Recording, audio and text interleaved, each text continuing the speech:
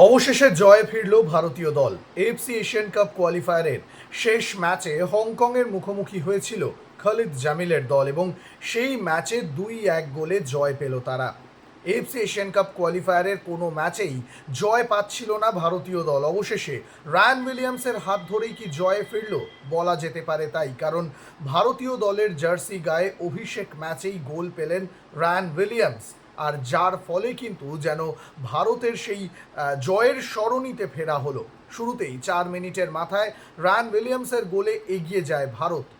ভারতের হয়ে আরও একটি গোল করেন আকাশ মিশ্র। যদিও একটি গোল হজম করতে হয়েছে তাদের, কিন্তু এই সম্মান রক্ষার লড়াইয়ে শেষ পর্যন্ত 3 পয়েন্ট নিয়ে হাসি মুখেই মাঠ ছাড়লেন আপুইয়া মনবীর সিংরা এবং গোটা ম্যাচে হংকংয়ের উপর আধিপত্য বজায় রেখেছিল তারা।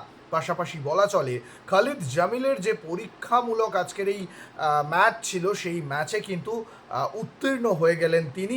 পাশাপাশি ভবিষ্যৎ গড়ার লক্ষ্যে যে পরিকল্পনা নিয়েছেন সেই দিকেও কয়েক পা এগোলেন ভারতীয় দলের হেড কোচ।